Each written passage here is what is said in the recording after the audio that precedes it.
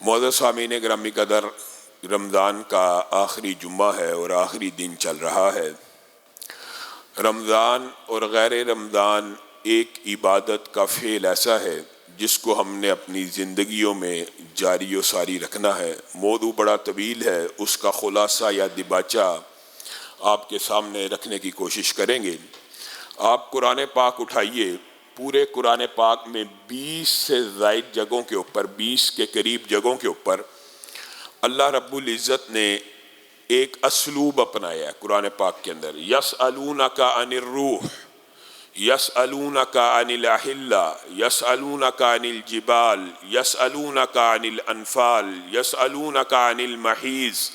پیارے حبیب، یہ لوگ آپ سے پوچھتے ہیں چاند کے بارے میں، قل آپ کہہ دیجئے۔ آپ سے پوچھتے ہیں شراب کے اور جوے کے بارے میں، آپ کہہ دیجئے۔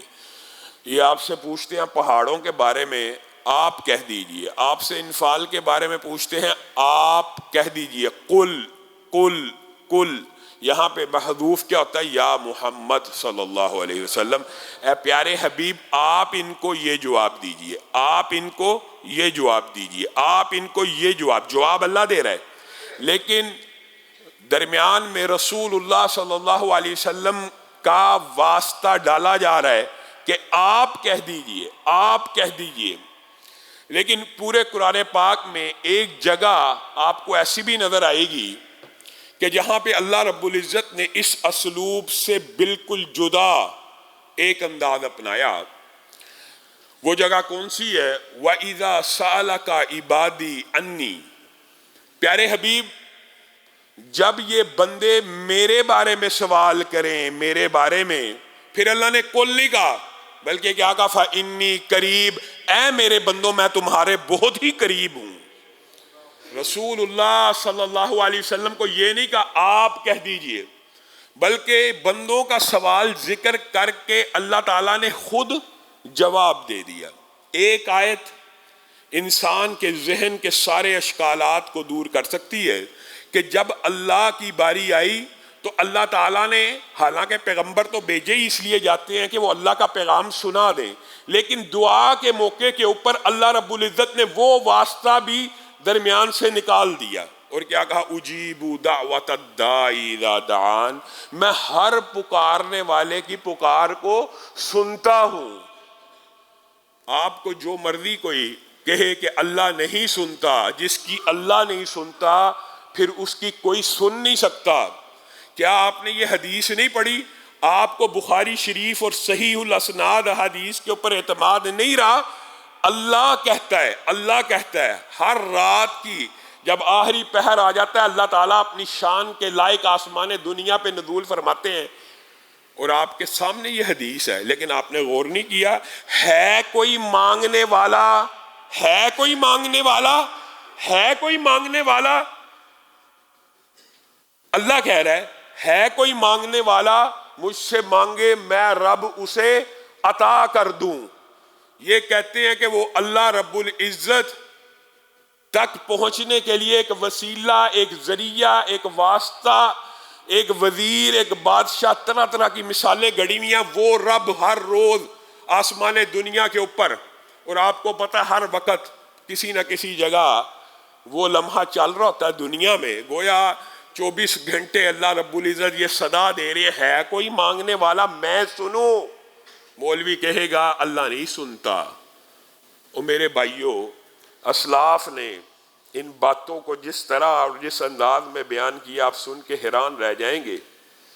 بعض محدثین نے ایک مثال دی ہے کہ ایک بچہ ہے، وہ ہر وقت اپنے باپ کو ان ناموں سے پکارتا ہے جو اس کے باپ کو پسند ہے، مثلا ابو جان، بابا جان، جی میرے والد، جی میرے بابا، جی میرے، جو جو آپ کی زبان میں رائج ہے۔ اور اگر باپ کو ہر وقت، باپ جو ہی آواز دے، جو ہی کوئی کام کے، وہ جی حضور لبیک کہہ کے ابا جان کو عزت و احترام سے بلاتا ہے، ہر وقت اس کا باپ اس کی خوبصورت گفتگو اور القاب اور پیار اور محبت کے الفاظ سے اس کے جذبات لبریز ہیں۔ پھر ایک وقت اچانک اس بیٹے کو 10 روپے کی ضرورت پڑ گئی، یہ مثال سمجھانے کے لیے، اللہ کے ساتھ مثال نہیں ہے لیکن سمجھانے کے لیے، تو کیا وہ باپ آسمان سے تارے نہیں توڑ لائے گا کہ آج میرے بچے نے میرے سے کوئی 10 روپے 20 روپے کا مطالبہ کر دیا ہے؟ آپ اپنے باپ کی جتنی مرضی تعریف کر لیں لیکن سبحان اللہ کے کلمے کا مقابلہ نہیں ہو سکتا۔ سبحان اللہ، سبحان اللہ، یہ جو تعریف بندہ اپنے رب کی کر رہا ہوتا ہے، الحمدللہ، سجدوں میں، رکوعوں میں، سبحان ربی العظیم، سبحان اللہ و بحمدہ، یہ جو اللہ کی تعریف بیان ہو رہی ہے، اللہ تعالیٰ کو یہ کلمات اتنے محبوب ہیں۔ اللہ تعالیٰ، رسول اللہ نے خود کہا یہ کلمے اللہ کو پسند ہیں اور محبوب ہیں، عرش کے ارد گرد چکر لگاتے ہیں۔ ایک بندہ 5 وقت نمازیں پڑھتا ہوا اللہ کی بارگاہ میں سبحان اللہ کہہ رہا ہے، اس کے علاوہ ذکر اذکار کر رہا ہے، پھر اس کو ضرورت پڑ گئی اپنے رب سے کسی کام کی، تو کیا اپنے رب سے اس وقت مانگ لے 1 لاکھ 10 لاکھ 20 لاکھ کوئی بیماری کی شفا؟ وہ رب جو اس کلمات سے خوش ہو رہا ہے ہر وقت، جب بندہ مانگے گا تو اللہ عطا نہیں کرے گا؟ یہ کس نے آپ کو وہم ڈال دیا کہ اللہ رب العزت عطا نہیں کرتے؟ اور یہ جو تقدیر کا باب ہے، لا يرد القضاء الا الدعاء، تقدیر بھی اگر ٹلتی ہے تو دعا سے ٹلتی ہے۔ خیر یہ باب بڑا طویل ہے لیکن صرف ایک آپ کو آئیڈیا دے کر آگے چلتے ہیں۔ بنیادی طور کے اوپر یہ جو حال ماضی اور مستقبل ہے، یہ میرا اور آپ کا ہے، یہ مخلوق کے لیے، یہ اللہ تعالیٰ نے زمین، سورج، چاند، ستاروں میں مخلوق کو قید کیا ہوا ہے۔ یہ وقت یہ صرف مخلوقات کے لیے ہے۔ اللہ تعالیٰ وقت سے ماوراء ہے، یہ ایک فلسفیانہ ایک الگ بحث ہے، اس میں آپ نے کنفیوز نہیں ہونا۔ لیکن اگر آپ غور کریں تو اللہ رب العزت کے لیے تو ہر وقت حال ہی ہے، وہی اول ہے، وہی آخر ہے۔ یہ وقت میرے اور آپ کے لیے ہے، گویا یہ جو دعا کے ساتھ تقدیر کا ٹلنا ہے، پتہ تو اللہ کو تب بھی تھا اس نے فلاں وقت دعا کرنی ہے۔ گویا انسان کے اپنے اعمال بھی، محدثین نے کئیوں نے لکھ دیا، انسان کے اپنے اعمال ہی تقدیر بھی لکھنے کا سبب بنتے ہیں کہ اللہ تعالیٰ کو تو پتہ ہے اس نے یہ اعمال کرنے، اللہ نے وہ لکھ دیے۔ اس میں آپ نے کنفیوز نہیں ہونا، لیکن آپ کو جو بات سمجھانے کا مطلب ہے وہ یہ ہے کہ جو اللہ رب العزت یوم کتابت تقدیر میں آپ کے لیے مصیبت لکھ چکا ہے، پریشانی لکھ چکا ہے، فرشتہ جب وہ پریشانی دینے آتا ہے تو اللہ رب العزت اس کو کہتے ہیں رک جا، اس بندے نے اتنے بج کے اتنے منٹ پر میرے سے دعا کی تھی کہ میں اس کی مشکلات کو دور کر دوں، لکھی تھی تیری ڈیوٹی ہے اس رجسٹر پہ عمل کرنے کی، لیکن تیرے رب نے اس کی دعا کو قبول کرتے ہوئے اس کی مشکل کو دور کر دیا۔ یہ تقدیر کا باب ہے کہ دعا، ان الدعاء ينفع مما نزل و مما لم ينزل، دعا اس مصیبت کا بھی مقابلہ کرتی ہے جو نازل ہو چکی ہے اور اس مصیبت کا بھی مقابلہ کرتی ہے جو ابھی نازل ہونے والی ہے۔ دعا آسمان سے مصیبتیں اترتی ہیں، یہاں سے دعائیں اوپر جاتی ہیں، دونوں آپس میں ٹکراتی ہیں۔ دعا ان مصیبتوں میں بھی فائدہ دیتی ہے جو پہلے سے نازل ہو چکی ہوں، اور ان مصیبتوں میں بھی فائدہ دیتی ہے جو ابھی نازل ہونی ہے۔ آپ کو اور مجھے یہ وہم ہے کہ ہم نے یہ دعا کی، اللہ نے سنی کوئی نہیں، ہم نے یہ دعا کی، اللہ نے یہ بھی نہیں سنی۔ تو اس بارے میں ایک حدیث پاک کا مفہوم سمجھ لیجئے، معروف حدیث ہے۔ رسول اللہ صلی اللہ علیہ وسلم نے ارشاد فرمایا کہ کوئی بھی بندہ، کوئی بھی، یہ آج کے بعد یہ وہم دماغ سے نکال دینا، اور حضرت عمر کا قول ہے، حضرت عمر کا، صحابہ کا اجتہاد ہے کہ دعا بعین اس طرح کی عبادت ہے، اس طرح کی فطرت اور قدرت میں لکھی ہوئی چیز ہے۔ کس طرح کی؟ پانی کا گلاس اٹھائیں پیئیں گے پیاس بجھ جائے گی، روٹی اٹھائیں کھائیں گے بھوک ختم ہو جائے گی، زمین میں دانہ ڈالیں گے، پانی ڈالیں گے، کچھ عرصے کے بعد کومپل پھوٹے گی. یہ قدرت ہے، یہ نیچرل ہے، یہ فطرت ہے. حضرت عمر نے کہا جس طرح، اور یہ صحابہ کا سب کا عقیدہ تھا، جس طرح پانی پینے سے پیٹ بھرتا ہے اور پیاس جاتی ہے، کھانا کھانے سے پیٹ بھرتا ہے، دانہ ڈالنے سے وہ کومپل پھوٹتی ہے، بعین اسی طرح دعا کرنے سے دعا قبول ہوتی ہے. یہ نہیں ہے کہ بندہ یہ سمجھے کہ دعا کی ہے اور قبول نہیں ہوئی. دعا کرنے کا نتیجہ فطری قدرتی یہ ہے، اللہ تعالیٰ دعا کی توفیق ہی اسے دیتا ہے، دعا کرنے کی استطاعت ہی اسے فراہم کرتا ہے جس کی قبول کرنی ہوتی ہے. جس کی قبول نہیں کرنی وہ پھر ٹامکٹویاں مارتا رہتا ہے، کبھی کسی حجر کے آگے، کبھی شجر کے آگے، کبھی درخت کے آگے، کبھی قبر کے آگے، کبھی مزار کے آگے، کبھی بندوں کے آگے، کبھی مخلوق کو سجدے. جس کی اللہ نے سننی ہے، یہ حدیث کا مفہوم ہے، دنیا کا سب سے بڑا عاجز محروم ہے وہ شخص جو دعا سے محروم رہ گیا ہے. کیونکہ دعا عبادت ہے، دعا مخ العبادت ہے، افضل العبادت ہے، مومن کا ہتھیار ہے. ہتھیار ہے، یہ کیسا ہتھیار ہے جو چلتا نہیں؟ رسول اللہ صلی اللہ علیہ وسلم کے فرامین ایسے ہی ہیں، ہتھیار ہے، چلتا نہیں. دعا کی یہ قبول نہیں ہوتی، دعا کرتا ہی وہی ہے جس کی اللہ نے قبول کرنی ہوتی ہے. اور حضرت سعید خدری کی جو حدیث آپ کے سامنے رکھ رہے، رسول اللہ صلی اللہ علیہ وسلم نے فرمایا کسی بھی دعا کے 3 نتیجے ہوتے ہیں. آپ کو اور مجھے سمجھا کر گئے ہیں کہ بندہ یہ نہ سمجھے ہماری دعائیں سنی نہیں جاتی. کسی بھی دعا کے کتنے نتیجے ہوتے ہیں؟ 3. ایک نتیجہ یہ ہوتا ہے کہ انسان نے دعا کی، اللہ 10 لاکھ دے دے، 1 کروڑ دے دے، فلاں پلاٹ دے دے، فلاں گاڑی دے دے، فلاں بنگلہ دے دے، اور اللہ رب العزت نے اس کو وہ دے دیا. اور یہ ہمارے ہاں جتنے بیٹھے ہیں سب کی زندگی میں واقعات بھرے ہوں گے، اللہ سے یہ مانگا، اللہ نے دے دیا. یہ رسول اللہ صلی اللہ علیہ وسلم کے فرمان کے مفہوم کے مطابق یہ دعا کا پہلا نتیجہ ہے. اور آپ لوگوں کے لیے بڑا اعلیٰ افضل، اور آپ سمجھتے ہیں دعا ہی کا نتیجہ ہی صرف یہ ہونا چاہیے، جبکہ اللہ کے ہاں یہ دعا کا سب سے کم تر نتیجہ ہے. اللہ کے ہاں یہ دعا کا سب سے کم تر نتیجہ آپ کے لیے سب سے افضل ہے. آپ تو چاہتے ہیں آپ کی ساری دعائیں ایسے ادھر مانگی جائے، ادھر قبول ہو جائے، اور آپ سمجھتے ہیں یہی دعا کا سب سے افضل نتیجہ. اللہ کے ہاں یہ دعا کا سب سے کم نتیجہ ہے.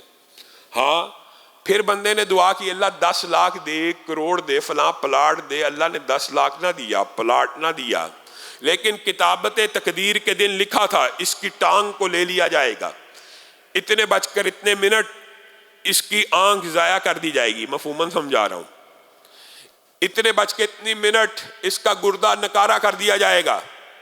اس بندے نے مانگا تو 10 لاکھ ہے، اللہ نے وہ نہ دیا، لیکن کتابت تقدیر کے جو اعمال، جو ڈیوٹیز لگی ہیں، فرشتہ آنکھ لینے آیا ہے، ٹانگ لینے آیا ہے، گردے کو تلف کرنے کے لیے آیا ہے. اللہ رب العزت کے دیگر جو فرشتے ان امور کے اوپر ڈیوٹیز لگی ہوئی ہیں، رک جا، اس نے دعا کی تھی، 10 لاکھ مانگا تھا، اللہ نے وہ عطا نہیں کیا. تو اللہ تو بڑا کریم ہے، جواد ہے. یہ کیسے ہو سکتا ہے کہ اللہ سے مانگا جائے اور اللہ کلی طور میں مسترد کر دے؟ ٹھیک ہے 10 لاکھ نہیں دیا، لیکن اس کے بدلے میں جو آنکھ لینی تھی یا ٹانگ لینی تھی یا گردہ تلف کرنا تھا، اللہ تعالیٰ نے اسے جاری رکھ دیا ہے. اب آپ بتائیے ایمانداری سے، 10 لاکھ اچھا کہ آنکھ اچھی ہے؟ 10 لاکھ اچھا کہ گردہ اچھا ہے؟ 10 لاکھ اچھا کہ ٹانگ اچھی ہے؟ اور یہ دعا کا دوسرا نتیجہ ہے، اور اللہ کے نزدیک پہلے نتیجے سے بہتر ہے. اور پھر رسول اللہ صلی اللہ علیہ وسلم نے فرمایا دعا کا ایک تیسرا نتیجہ بھی ہے جو آپ لوگوں کی اس دنیا کی زندگی میں تو بڑا ہلکا آپ کو لگ رہا ہے. اور وہ نتیجہ کیا ہے؟ نہ 10 لاکھ عطا کیا، نہ آنے والا حادثہ ٹالا، لیکن اس دن جس دن ہر بندہ ایک ایک نیکی کے پیچھے بھاگ رہا ہوگا، اور وہ دن آنے والا ہے، مرتے ساتھ آپ کی آنکھیں کھل جانی ہیں، اس دنیا میں قدم رکھ دینا ہے، تو پھر پچھتاوے اور پھر تمنائیں اور آرزوؤں کا ایک نیا جہان انسان کا آباد ہو جانا. انسان سوچتا مر کے سکون پا جائے گا، مرنے کے بعد وہی سکون پائے گا جو یہاں سے سکون لے کے گیا ہے. رسول اللہ صلی اللہ علیہ وسلم نے فرمایا اس قیامت کے دن یہ جو قبول نہ کی گئی دعائیں آپ کے نزدیک ہوں گی اور اللہ کے ہاں تو وہ قبول ہو چکی، وہ نیکیوں کے پہاڑ بن کے آپ کے سامنے پیش کی جائیں گی، تو اس وقت ہر بندہ مومن ایک ہی خواہش کرے گا، ایک خواہش۔ آج کی دنیا کی خواہش سوچ لیجئے اور اس دن کی خواہش دیکھ لیجئے، اے اللہ اگر ہمیں پتہ ہوتا آپ سے مانگنا اتنی بڑی عبادت ہے اور آپ مانگنے سے اتنا خوش ہوتے ہیں کہ نیکیوں کے پہاڑ کھڑے کر دیے ہیں، تو اے اللہ کاش آپ زندگی میں ہماری ایک بھی دعا کو قبول نہ کرتے، آج کے لیے ذخیرہ کر لیتے۔ اس دن جس دن انسان کو نیکیوں کی ضرورت ہوگی، یہ دعائیں، آپ نے دعا کو صرف پکار سمجھا؟ نہیں، دعا عبادت ہے، دعا مخ العبادت ہے، دعا عبادت کا مغز ہے۔ کائنات کے اندر واحد ہستی ہے جس سے نہ مانگا جائے تو ناراض ہوتی ہے، جس سے نہ مانگا جائے تو ناراض ہوتی ہے۔ آپ انسانوں سے، مخلوقات سے مانگ کے دیکھ لیں، 10 دفعہ کوئی بڑا سخی ہوگا 10 دفعہ دے دے، کوئی بہت بڑا سخی ہوگا 50 دفعہ دے دے۔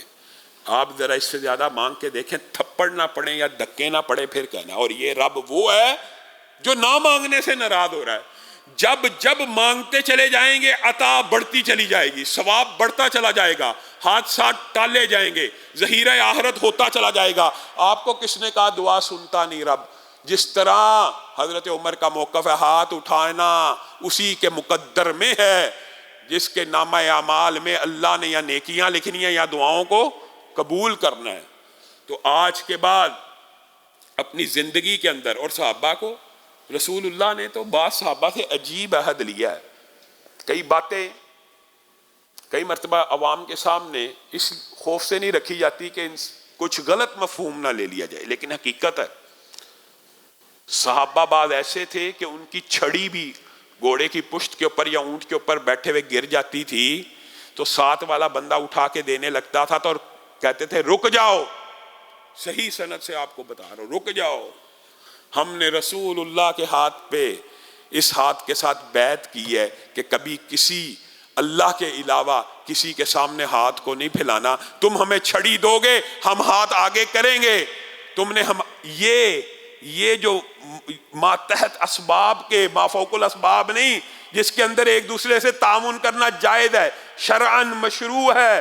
بعض صحابہ ایسے بھی تھے کہ وہ زمین سے چھڑی بھی نہیں تھے کسی کو اٹھانے دیتے، حتیٰ کہ بعض صحابہ کے بارے میں یہ بھی آتا ہے کہ اچانک گر گئے تو کسی نے آگے ہاتھ بڑھا کے اٹھانا چاہا تو اس کو بھی کہہ دیا ہاتھ پیچھے کر لے، ہم نے رسول اللہ کے ہاتھ کے اوپر اس چیز کی بیعت کی ہے، یہ ہاتھ کبھی غیر اللہ کے آگے نہیں پھیلے گا۔ میں اور آپ کیا ہیں؟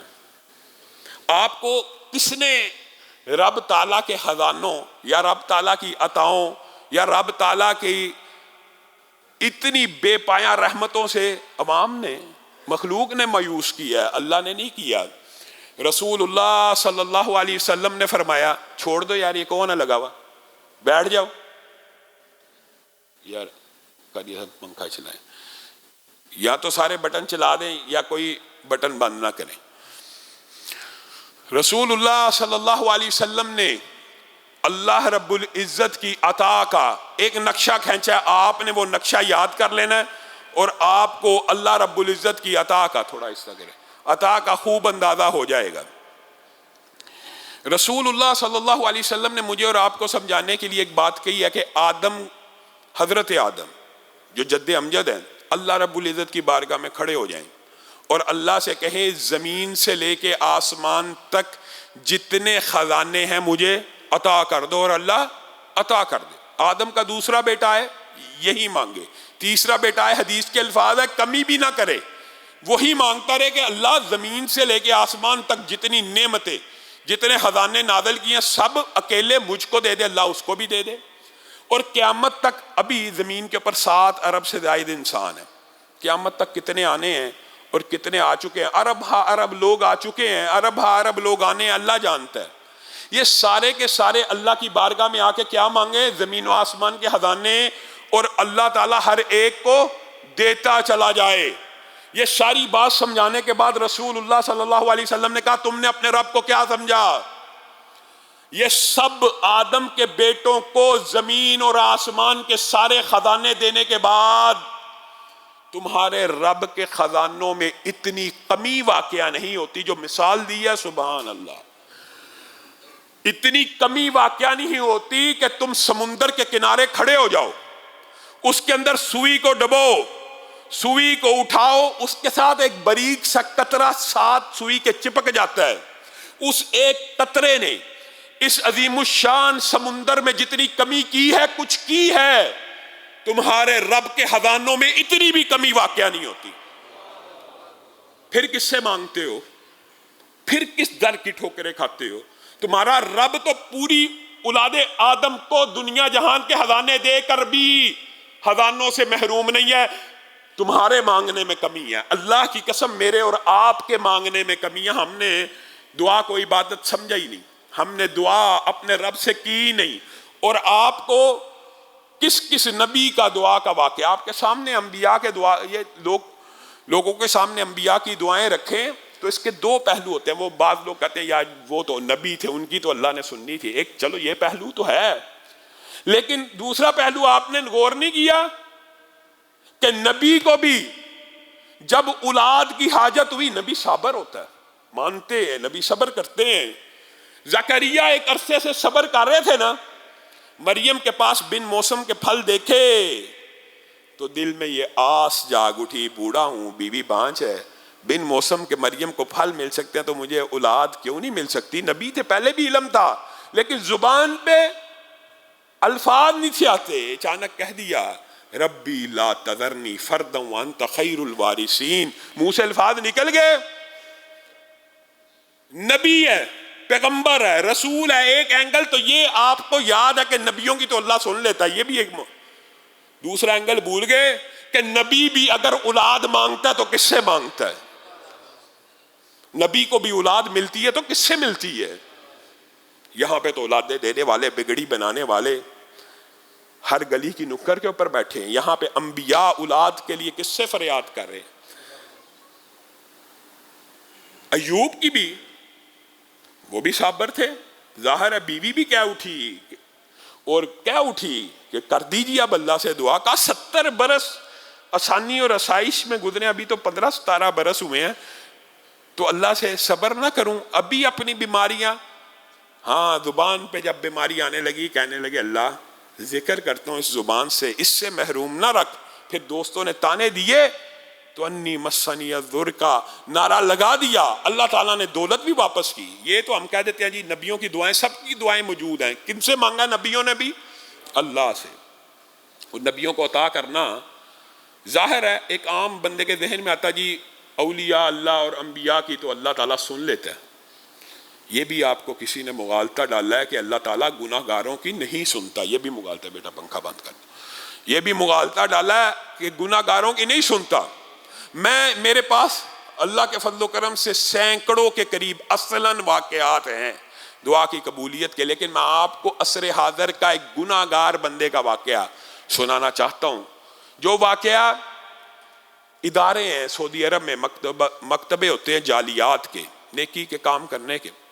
اس کے مدیر نے ہمارے دوست عبد المالک مجاہد, ہمارے رشتہ دار بھی ہیں, ان کو خود سنایا.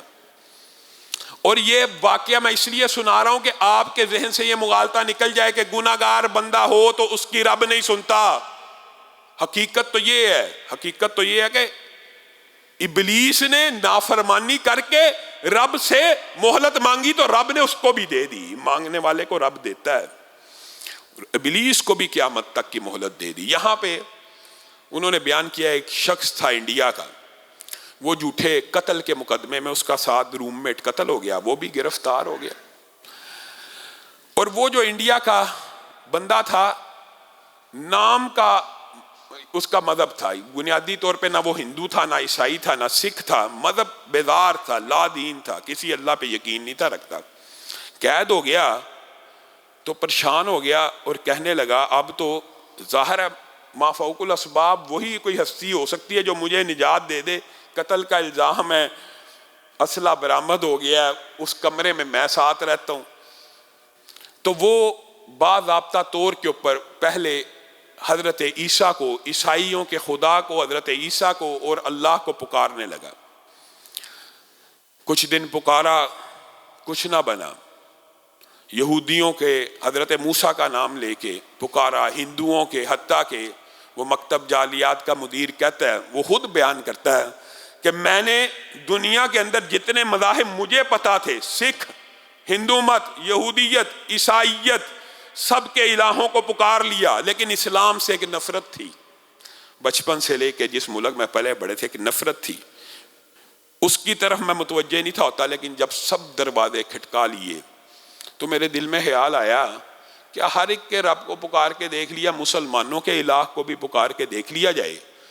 وہ لڑکا خود بیان کرتا ہے کہ اللہ رب العزت کو اس طرح پکارا، اے مسلمانوں کے رب، اگر تو واقعی خالق حقیقی ہے اور تو ہی سچا رب ہے مسلمان جس کے بارے میں ہمیں کہتے ہیں، اور اسلام ہی سچا دین ہے، تو اے اللہ پھر مجھے اس قتل سے بری کر دے۔ کہا کہ ابھی میں نے دعا ختم نہیں تھی کی، دروازہ کھٹکا، مجھے جیلر لے کے آیا کہ ہم نے تفتیش کی ہے، دوسرا قاتل پکڑا گیا ہے، آپ کو لے کے چلتے ہیں۔ انہوں نے کہا کہاں لے کے چلتے ہو؟ کہا سب سے پہلے اسلام کو قبول کروں گا، میں گناہ گار، میں عاصی، میں نکما، میں نے زندگی میں کبھی نیکی کا ایک کام نہیں کیا، تمہارے رب کو پکارا ہے، اشہد ان لا الہ الا اللہ واشہد ان محمدًا عبدہ ورسولہ، تمہارے رب نے میری پکار کو سن لیا ہے۔ گناہ گار آدمی، آپ کو کس نے مغالطہ ڈالا کہ گناہ گار بندوں کی اللہ تعالیٰ نہیں سنتا؟ ہاں ایک بات ضرور کہنا چاہتا ہوں، دعا کرنی ہے، لیکن اللہ کے لیے جن بندوں کی دعا قبول نہیں ہوتی وہ اس اینگل سے بھی ذرا سوچیں۔ حضرت عمر نے ایک بچے کو کہا تھا نا، روک میرے لیے دعا کر، صحابہ حیران ہو گئے، آپ عشرہ مبشرہ میں سے ہیں، خلیفۃ المسلمین، بچے کو کہہ رہے ہیں؟ کہا ہاں اس کے ساتھ کوئی گناہ نہیں ہے، اس لیے کہتا ہوں اس کی ذات کے ساتھ کوئی گناہ نہیں ہے، اس سے دعا کرواتا ہوں۔ لوگوں سے دعا کروائیے، لیکن لوگوں کی دعا لیجئے، لوگوں کے لیے بھی دعا کیجئے اور لوگوں سے دعا لیجئے۔ اس کی کیا وجہ؟ حضرت ابو درداء کی مشہور حدیث ہے، حضرت ابو درداء کہتے ہیں کہ رسول اللہ صلی اللہ علیہ وسلم نے فرمایا، آسمان سے ایک فرشتے کی، یعنی ایک پورے قبیلے کی فرشتوں کی ایک قسم کی ڈیوٹی لگی ہے، جب بھی کوئی مسلمان ہاتھوں کو اٹھاتا ہے اپنے لیے دعا کر رہا ہے، فرشتے وہ بھی نوٹ کر رہے ہیں، لیکن جس وقت اس کے منہ سے یہ الفاظ ادا ہوتے ہیں، اللہ میرے فلاں بھائی کو یہ عطا کر، تو فوراً آسمان سے ایک فرشتہ اتر آتا ہے، اس کے پیچھے آگے کھڑا ہو جاتا ہے، یہ اپنے مسلمان بھائی کے لیے دعا کر رہا ہے، اپنے مسلمان بھائی کے لیے دعا کر رہا ہے، اس کے پیچھے کھڑا ہو جاتا ہے۔ جو دعا بندہ اپنے بھائی کے لیے کر رہا ہوتا ہے، اللہ میرے بھائی کو مشکلات سے نکال، وہ پیچھے فرشتہ کھڑا ہو کے کہتا ہے وَلَكَ بِمِثْلٍ، اور بعض روایات میں لَكَ بِمِثْلِهِ، اللہ اس بندے کو بھی مشکلات سے نکال، اللہ میرے بھائی کو 10 لاکھ دے، اے اللہ اس بندے کو بھی 10 لاکھ دے۔ تو دعا کر رہا ہے اپنے بھائی کے لیے، تیری اللہ نے کس اینگل میں قبول کرنی ہے، کس اینگل میں نہیں کرنی، یہ جو فرشتہ اللہ نے آسمان سے نازل کیا ہے یہ گناہوں سے پاک صاف ہے کہ نہیں، یہ اللہ کے حکم سے نازل ہوا کہ نہیں، اس کی دعا کی قبولیت میں کیا شبہ ہے، اللہ کے حکم سے نازل ہوا، اللہ سے مانگ رہا ہے۔ ہاں یہ ظرف کی بات ہے، دل کھلا کرنا پڑتا ہے۔ اور حضرت ابو درداء جن کی یہ روایت ہے کہ فرشتہ پیچھے آگے کھڑا ہو کے کہتا ہے کہ تیرے حق میں بھی ایسے ہی قبول ہو، ان کے بارے میں صحیح سند سے آتا ہے کہ ان کے 360 دوست تھے، 360، اور وہ جب بھی دعا کے لیے ہاتھ اٹھاتے تھے اپنے 360 دوستوں کا نام لے کے دعا کیا کرتے تھے۔ اور ابو درداء کے بارے میں یہ آتا ہے وہ صرف اپنے ہی دوستوں کے لیے دعا کرتے تھے، اپنے لیے کبھی کچھ نہیں تھے مانگتے، تو اپنے دوستوں کے لیے جو مانگتے تھے اللہ ان کے گھر میں وہ بھیج دیتا تھا۔ میں اور آپ کنجوس ہیں، بخیل ہیں، بخیل ہے وہ شخص جو اپنے بھائیوں کے لیے، اپنے مسلمان بھائیوں کے لیے، سبحان اللہ۔ عبداللہ ابن مبارک، کیسے کیسے محدثین گزرے، اللہ تعالیٰ ان کی قبروں کے اوپر کروڑوں رحمتوں کا نزول فرمائے۔ حسن بن عیسیٰ کو دیکھ لیا ایک دن، عیسائی خوبصورت نوجوان، خوب روح، تندرست، تنو من، لمبا چوڑا، انتہائی حسین و جمیل. پوچھا کون ہے؟ کہا وہی عیسائی نوجوان. اچھا حسن بن عیسیٰ ہے؟ جی جی. جس کے بڑے تذکرے ہیں خوبصورتی کے اور نوجوانی کے اور روب کے اور تمکنت کے. اس کے حسن سے اتنا مرعوب ہوئے کہ آنکھوں میں آنسو آ گئے اور اللہ کے سامنے ہاتھوں کو اٹھا کے کہتے ہیں اللہ، کیا حسن بن عیسیٰ کا یہ خوبصورت چہرہ جہنم میں جلے گا؟ اللہ، کیا حسن بن عیسیٰ کا یہ چہرہ جہنم میں جلے گا؟ اللہ اس کو ہدایت دے دے، اللہ اس کو ہدایت دے دے، اللہ اس کو ہدایت دے دے. 3 دن نہیں گزرے حسن بن عیسیٰ عبداللہ بن مبارک کے ہاتھ کے اوپر اسلام کو قبول کر لیتے. میں اور آپ، ہمارا ظرف کیا ہے؟ یہ محدثین ہے جن کا ظرف ہے کہ کسی عیسائی کو بھی دیکھا ہے اور اس کی کوئی عادت اچھی لگی ہے تو اللہ سے مانگنے اللہ اس کو بھی آگ سے بچا لے، ہمیں بھی بچانا ہے، اس کو بھی بچا لے. کبھی غور کرنا، جس بندے کی دعا کی وجہ سے حسن بن عیسیٰ جیسوں نے، ایک نے نہیں سینکڑوں نے اسلام قبول کیا، خود اس کا جنت میں مقام کیا ہوگا. اور صرف اسی پر بس نہیں ہے، بغداد کے محدثین کا وہ عظیم الشان واقعہ ہم بھول گئے. میں اس لیے نبیوں کے اور اولیاء اللہ کے اور صحابہ کے واقعات نہیں بیان کر رہا تاکہ آپ کے ذہن میں عام لوگوں کے حوالے سے بھی واقعات رہ جائیں. 40 حدیث کے طالب علم بغداد میں اکٹھے ہوئے، 40 کہ بغداد میں علم حاصل کریں گے. ظاہر ہے جو حدیث کا طالب علم ہوتا ہے صابر بھی ہوتا ہے، دین کے طالب علم صابر بھی ہوتے ہیں، قناعت پسند بھی ہوتے ہیں. 3 دن ہو گئے فاقوں سے تھے، سارا جمع پونجی ختم ہو گئی ہے. اب ان کے استاد نے اپنے ایک طالب علم کو کہا کہ اب تو شرعی عذر بھی ہے، اب تو مانگنا جائز ہے، اب تو ہم اگر آپ نہیں مانگیں گے تو ہم بھوکے مر جائیں گے، تو جان بچانا تو فرض ہے. بچے کو کہا جائیے جائیے، بچہ شرما رہا، بالآخر نکل پڑا. ایک آدمی کو روکا، شرم اور حیا بھی دین کے طالب علموں میں ہوتی ہے، نہ مانگ سکا. اس کو سمجھ نہ آئی اب کیا کروں. نکاحت میں، بیماری میں چلتا چلتا اس کو ایک دکان نظر آئی عیسائی طبیب کی. اس کی دکان میں داخل ہوا اور کہنے لگا میں مریض ہوں، میرے مرض کا علاج کر دیجئے. عیسائی طبیب نے نبض دیکھی، اس کے چہرے پہ مسکراہٹ آ گئی اور کہنے لگا مجھے علم ہے تجھے کیا مرض ہے. کھانا لایا اور اس کے سامنے رکھ دیا اور کہا یہ کھائے گا تیری بیماری جاتی رہے گی، تجھے کوئی مرض نہیں، بھوک لگی ہوئی ہے، کھا تو صحیح، کتنے دن سے فاقے میں. کہا بات تو یہ ہے آپ نے مرض کی تو صحیح تشخیص کر دی ہے، لیکن اصل بات یہ ہے میں یہ اکیلا نہیں کھا سکتا، اس طرح کے 40 مریض ایک مدرسے میں موجود ہیں، اگر ان کا مرض دور ہوگا تو میں بھی کھا لوں گا. عیسائی طبیب کے دل کو یہ بات لگی کہ اتنے عظیم لوگ ہیں کہ لوگوں سے مانگ نہیں رہے، میں قدرتی میرے ہاتھ آ گئی اس کی نبض تو اس نے مجھے بتا دی ہے. اس نے 40 بندوں کا کھانا پیک کیا اور اس لڑکے کو سپرد کر دیا کہ جا ان 40 کے 40 مریضوں کو تندرست اور شفایاب کر دے میری طرف سے. اب وہ بچہ ان 40 بندوں کا کھانا لے کر اپنے مدرسے پہنچا. عیسائی طبیب کے دل میں یہ بات آئی کہ کیا یہ لڑکا سچ بول رہا؟ 40 بندے بھوک سے 3-4 دن کے فاقے سے اتنے بڑے شہر میں، مالدار لوگوں کا شہر، اور بھوک کاٹ رہے ہیں. وہ بھی اس کے تعاقب میں جاسوسی کے انداز میں چل پڑا، میں دیکھوں یہ بچہ سچ بول رہا ہے کہ جھوٹ بول رہا ہے. وہاں پہ جب 40 بندوں کے پاس کھانا پہنچا، کھانا کھلا، بتائیے روزے سے روزہ کھلنے کا 1 منٹ کا ٹائم ہوا، میرا اور آپ کا فاقہ کتنی دیر کا ہوتا ہے؟ 14 گھنٹے کا، 1 دن کا بھی نہیں. 1 منٹ بھی تخیر کرنے کو دل کرتا نہیں کرتا. وہاں پہ 40 افراد کے سامنے 40 بندوں کا کھانا آیا ہے، وہ کھانا کھانے لگے ہیں. استاد نے کہا رک جاؤ ٹھہرو، کیا ہم ایک عیسائی کا کھانا، ایک عیسائی طبیب کا کھانا بغیر کسی معاوضے کے کھائیں گے؟ سب رک گئے. کیا حل کیا جائے؟ کہا ہاتھوں کو اٹھاؤ. ہاتھوں کو اٹھایا، کہا اللہ جس عیسائی نے تیری اس مخلوق کو 40 بندوں کو کھانا فراہم کیا ہے، اللہ تو اسے اسلام کی ہدایت دے دے، اللہ تو اسے اسلام کی ہدایت دے دے.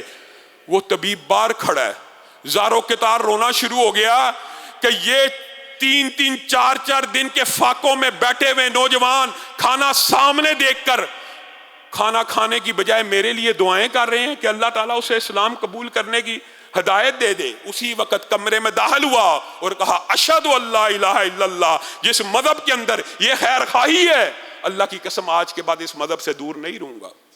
میں اور آپ کتنے کو خیر خواہ ہیں لوگوں کے؟ اپنے دل کو بڑا کیجئے، اپنے ظرف کو بڑا کیجئے۔ جو چیز آپ کو چاہیے کبھی وہ اپنے بھائی کے لیے مانگ کے دیکھیے آپ کو ملتی ہے کہ نہیں ملتی۔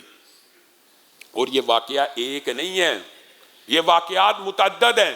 وہ جو قومے کا واقعہ ہے آپ کے سامنے پہلے بھی رکھا، عرب کی زندگی کے اندر، عرب کی ہسٹری میں اس سے بڑا قومے کا واقعہ نہیں۔ ماں بیٹا ہر روز جاتے ہیں، باپ قومے میں ہر روز جاتے ہیں، ڈاکٹر بھی پریشان ہیں، کئی سال ہو گئے ہیں، آپ ہر روز آ جاتے ہیں، باپ تو آپ کا بیمار ہی ہے، تو اسی طرح قومے میں ہے، ہوش آ جائے گی تو ٹھیک ہے، نہیں تو ہمیں نالیاں کھینچنے کی اجازت دے دیجئے۔ نہیں، علاج ہوگا، ہم دعا کر رہے ہیں۔ قومے کی تاریخ کے اندر، سعودی عرب کی تاریخ کے اندر اس سے زیادہ قومے کا کوئی واقعہ نہیں۔ بالآخر ایک دن ماں بیٹا آئے، باپ نے آنکھیں کھولی، ماں بیٹے سے ملا۔ ڈاکٹروں نے جو پوچھنے کی بات ہے بتلانے کی وہ یہ ہے، پوچھا اللہ کی قسم ہماری میڈیکل ہسٹری میں اتنا لمبا قومے کے بعد کوئی بندہ کبھی ہوش میں نہیں آیا۔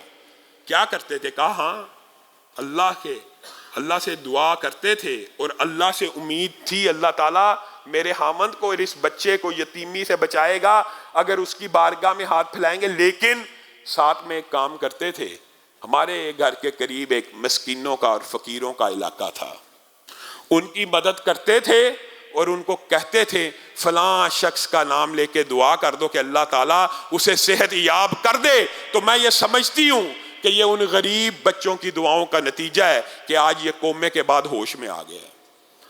آپ اور میں اس واقعے کو بھی فراموش کر دیا۔ آپ نے منصور بن عمار کا وہ واقعہ یاد ہی نہیں رکھا جو علماء بیان کرتے ہیں لیکن ہمیں یاد نہیں رہتا۔ منصور بن عمار ایک زاہد اور عابد گزرے ہیں، مستجاب الدعوات تھے۔ ایک مرتبہ ایک شرابی کبابی شخص نے اپنے ایک ملازم کو مارکیٹ بھیجا کہ یہ 4 درہم لے جا، مہمان آئے ان کے لیے پھل لے آ۔ وہ 4 درہم لے کے باہر نکلا۔ منصور بن عمار کو اس دن 4 درہم کی حاجت تھی، انہوں نے صدا لگائی، ہے کوئی جو 4 درہم دے، میں اس کے لیے 4 دعائیں کروں گا۔ یہ ملازم تھا، اس نے فٹ 4 درہم ان کو دیے۔ کہا کیا دعائیں کرانا چاہتا ہے؟ کہا میرا مالک بڑا ظالم ہے اور بڑا فاسق و فاجر ہے، شرابی کبابی ہے، مجھے اس کی غلامی سے اللہ تعالیٰ رہائی دے دے۔ پہلی دعا یہ کیجیے، کروا لی۔ دوسری دعا یہ 4 درہم آپ کو دے دیے، اس کا جو بہترین متبادل ہے وہ بھی فراہم کر دیجئے، یہ بھی اللہ سے دعا کیجیے کہ مجھے اس سے 4 درہم سے بہتر عطا کر دے، وہ بھی کر۔ تیسری دعا میں یہ کروانا چاہتا ہوں کہ میرا جو مالک ہے، یہ ہے جذبہ، یہ ہے دل، یہ ہے ظرف، میرا جو مالک ہے وہ شرابی کبابی اور بڑا ظالم ہے، دعا کیجیے اللہ تعالیٰ اس سے یہ ساری بری عادتیں چھوٹ جائیں۔ منصور بن عمار نے یہ بھی دعا کر دی اور پھر کہا چوتھی دعا یہ ہے، میں، میرا مالک، اس کے گھر والے، سارے رشتہ دار جو ادھر رہتے ہیں، ہم سارے جنت الفردوس میں داخل ہو جائے۔ اس نے یہ بھی دعا بھی کر دی۔ اب وہ واپس آیا تو مالک تو ظالم ہی تھا، کدھر ہے؟ 4 درہم لے کے گیا ہے۔ اس نے سچا واقعہ بیان کر دیا کہ یہ بات تھی اور یہ معاملات ہوئے ہیں، مجھے ایک فقیر نے پیسے مانگے تھے تو میں نے اس کو 4 درہم دے دیا۔ اچھا تو نے پہلی دعا اس سے کیا کروائی؟ میں نے کروائی تیری غلامی سے نجات مل جائے۔ اس آدمی کے دل میں بھی پتہ نہیں کیا خیال آیا، یا منصور بن عمار کی دعا لگنی تھی، اچھا جا میں نے تجھے آزاد کیا، اگر تو نے اس سے یہ دعا کروائی ہے تو میں نے تجھے آزاد کیا۔ پھر میں نے کروائی تھی 4 کے بدلے بہتر متبادل ملے، اچھا اس 4 کے بدلے تجھے 4000 درہم دیتا ہوں۔ تیسری کیا کروائی تھی؟ تیسری تیرے لیے کروائی تھی اللہ تعالیٰ یہ تیری بد عادتیں، بد خصلتیں، شراب نوشی کو ختم کروا دے۔ مالک رونا شروع ہو گیا، میرے لیے دعا کروائی تھی؟ ہاتھ میں کلاڑے کو اٹھایا، شراب کے مٹکے توڑنا شروع کیے، کہا جا تو نے اس سے دعا کرائی، آج کے بعد ارادہ کرتا ہوں کہ آج کے بعد کبھی شراب کو ہاتھ نہیں لگاؤں گا، کبھی ظلم نہیں کروں گا۔ کہا چوتھی کیا کرائی تھی؟ یہ کہا تھا اللہ تعالیٰ تجھے تیرے گھر والوں اور مجھ سمیت سب کو جنت میں داخل کر دے. کہا یہ تو میرے بس کی بات نہیں ہے. جو تو نے 3 دعائیں جو میرے بس میں تھیں میں نے ان کے اوپر عمل کر دیا. وہ اس رات سویا, اس کو خواب میں یہ ندا دی گئی جو عمل تیرے ذمے تھا تو نے وہ کر دیا, تو تو سمجھتا تیرا رب تجھے جنت میں داخل نہیں کرے گا؟ جو کام تیرے ذمے تھا تو نے کر دیا, جو تیرے رب کے ذمے اب وہ کر دے گا. آپ اور میں خام ہاں, اور بات آئی ہے ضمنی طور کے اوپر, تو اس کے اندر متعدد واقعات ہیں دعاؤں کی قبولیت کے. لیکن ایک واقعہ امام احمد ابن حنبل کا بھی ذہن میں آ گیا. ایک شخص بڑا فاسق فاجر تھا, امام احمد ابن حنبل کے پاس آیا اور آ کے کہنے لگا کہ میں توبہ کرتا ہوں. تو امام احمد ابن حنبل جو تھے اس سے کچھ کراہت کرتے تھے گناہ گار بندے سے. تو اس نوجوان نے کہا مجھے پتہ ہے آپ کا دل میرے سے راضی نہیں ہے, اگرچہ میں توبہ کر کے آیا ہوں اللہ سے. تو امام احمد ابن حنبل نے کہا ٹھیک ہے, ظاہر ہے جو بھی. پھر اس شخص نے, اس گناہ گار شخص نے امام احمد ابن حنبل کو اپنا واقعہ سنایا کہ رات مجھے خواب آئی تھی, میں نے دیکھا تھا رسول اللہ صلی اللہ علیہ وسلم کی مجلس لگی ہے, گناہ گار بندے آ رہے ہیں, رسول اللہ سے دعا کروا رہے ہیں, رسول اللہ ان کی مغفرت کی دعا کرتے ہیں اور وہ چلتے جاتے ہیں, یہاں تک کہ میں اکیلا رہ گیا. اور رسول اللہ نے کہا آپ مجھ سے دعا کیوں نہیں کرواتے؟ تو کہا اے اللہ کے رسول میں اتنا گناہ گار ہوں, اتنا فاسق و فاجر ہوں, پورے علاقے میں مشہور ہوں, امام احمد ابن حنبل بھی مجھ سے نفرت کرتے ہیں, سارے عالم, تو مجھے آپ سے یہ دعا کرواتے ہوئے حیا آتی ہے. تو رسول اللہ نے اس وقت مجھے یہ کہا تھا مجھ سے دعا کروا, کیونکہ میں نے تیرے دل کو دیکھا ہے, تیرے دل میں کسی ایک صحابی کا بھی بغض موجود نہیں ہے. صحابہ سے بغض رکھنے والے بھی معاشرے میں عام ہیں. اور پھر رسول اللہ صلی اللہ علیہ وسلم نے میری دعا کی تو امام احمد ابن حنبل نے اس کو گلے سے لگایا اور اس کا ماتھا چوما اور کہا رک جا. اپنے طلبہ کو اکٹھا کیا اور کہا اس بندے کا ذرا یہ واقعہ سنو, جو بھی آتا پھر آپ کہتے اس بندے کا یہ واقعہ سنو کہ صحابہ کی محبت اور صحابہ کی عقیدت انسان کا کس طرح خاتمہ بالخیر کرتی ہے اور انجام بخیر کرتی ہے. اللہ رب العزت ہمیں دعاؤں کے ساتھ تمسک کرنے کی, ہمیں صحابہ کی محبت نصیب فرمائے. اللہ تعالیٰ جو کہا گیا جو سنا گیا اس کے اوپر عمل پیرا ہونے کی توفیق عنایت فرمائے. صدقۃ الفطر کے حوالے سے پہلے بھی بات ہو چکی ہے, لیکن چونکہ اب کل عید ہے اور لوگوں کا سوال ہے, تو میرے بھائیو صدقہ فطر ہر مسلمان مرد عورت بچے بالغ نابالغ بچی ہر ایک پہ واجب اور فرض ہے. صدقۃ الفطر جو ہے ایک دن کا جو بچہ ہے اس نے بھی ادا کرنا ہے. اور صدقۃ الفطر میں رسول اللہ صلی اللہ علیہ وسلم نے اپنے ہی دور میں جو اجناس مقرر کی ہیں اس کے پیچھے حکمت یہ ہے کہ ہر بندہ اپنی خوراک اور اپنی مالی حیثیت کے مطابق صدقۃ الفطر ادا کرے. صدقۃ الفطر انسان کے گناہوں کا کفارہ ہے, روزوں میں جو کمی بیشی ہے اس کا, انسان کے جسم کا, یہ سارے کے سارے امور آپ جانتے ہیں. بنیادی طور کے اوپر رسول اللہ کے دور میں بھی گندم, جو, کھجور, کشمش وغیرہ کی مختلف اجناس موجود تھی. ایک امیر آدمی ہر روز گوشت کھاتا ہے, مٹن کھاتا ہے, ہر روز جو جی چاہے وہ کھا سکتا ہے, جو جی چاہے, یعنی دل کرے تو 500 کا 1000 کا برگر بھی کھا لے, جی کرے تو بکرا بھی کھا لے. وہ جب صدقۃ الفطر نکالنے کی باری آئے تو اپنی ایوریج گندم کے مطابق لگائے. یہ بات معقول معلوم نہیں ہوتی, اسی لیے رسول اللہ صلی اللہ علیہ وسلم نے اجناس کی صنفیں بیان کی. ہاں یہ بات درست ہے کہ وہ کم از کم اگر اتنا نکال دے گا تو فرض ادا ہو جائے گا, لیکن اس نے اپنی مالی حیثیت کا حق ادا نہیں کیا. یہ جو گندم کا صدقۃ الفطر ہے 300 روپے کے حساب سے, یہ بنیادی طور پہ ان غریب لوگوں کے لیے ہے جن کے گھر میں صرف روٹی پکتی ہے. کبھی اس کے اوپر اچار رکھ لیا, کبھی اس کے اوپر پیاز رکھ لیا, کبھی اس کے ساتھ انڈا کھا لیا, کبھی اس کے اوپر دال رکھ لی. یہ صدقۃ الفطر ان کے لیے گندم کا. اور جو کبھی چاول بھی کھاتے ہیں, روٹی بھی کھا لیتے ہیں, ان کو چاول کے ساتھ ادا کرنا چاہیے. اور وہ صدقۃ الفطر 700 روپے کے قریب اور 800 روپے کے قریب بھی بن جاتا ہے, اچھا چاول ہو تو. اسی طرح جو لوگ مختلف متنوع کھانا کھا لیتے ہیں کہ کبھی گھر میں دال پکی ہے وہ بھی کھا لی, چاول پکے ہیں وہ بھی کھا لیے, اور کبھی گھر میں مرغی بھی پک سکتی ہے, کسی دن مٹن بھی پک سکتا ہے, ان کو صدقۃ الفطر کھجور کے اعتبار سے اس سے بہتر حیثیت میں دینا چاہیے جو 1500 کے قریب ہے. لیکن وہ لوگ جو ہر چیز کھا سکتے ہیں، جو دال صرف ٹیسٹ کے لیے کھاتے ہیں یا چاول منہ کا ذائقہ بدلنے کے لیے کھاتے ہیں، ان کا صدقۃ الفطر کم از کم 2500 روپے ہے، وہ اس حساب سے کشمش کے اعتبار سے ان کو صدقۃ الفطر دینا چاہیے۔ اور صدقۃ الفطر کے حوالے سے اللہ کے فضل و کرم سے ہمارے اس ادارے میں بھی انتظام موجود ہے، اور وہ ساتھی موجود ہیں کہ جن کو ہم نے مختص کیا ہے، آپ سب ساتھی وہ صدقۃ الفطر یہاں بھی جمع کرا سکتے ہیں۔ ضمنی ایک جو سوال ہے، یہ تو ہے اب وقت گزر گیا رمضان کے اعتبار سے، لیکن سوال چونکہ آیا ہے، زکوٰۃ جو ہے ہر سیونگ کے اوپر، پہلے بھی یہ بات بیان کی، ہر مال تجارت، ہر پلاٹ جو بیچنا ہے برائے فروخت ہے، اس کے اوپر ہے جو گرائی آپ کی آنی ہے 100% یقین ہے کہ آنی ہے، اس کے اوپر 100% ہے زکوٰۃ، یعنی فرض ہے۔ جس گرائی کے آنے کا 0% امکان ہو، بعد محدثین نے لکھا اس کے اوپر بھی دے دینی چاہیے، اللہ تعالیٰ لٹا دے گا، لیکن اگر آپ اس کے اوپر نہیں دیتے تو آپ گناہ گار نہیں ہیں۔ مال تجارت، سیونگ، کیش ان ہینڈ، جو چیز برائے فروخت ہے، ذاتی گھر اس کے اوپر زکوٰۃ نہیں، ذاتی دکان اس کے اوپر زکوٰۃ نہیں، لیکن دکان کے اندر جو مال پڑا اس کے اوپر زکوٰۃ ہے۔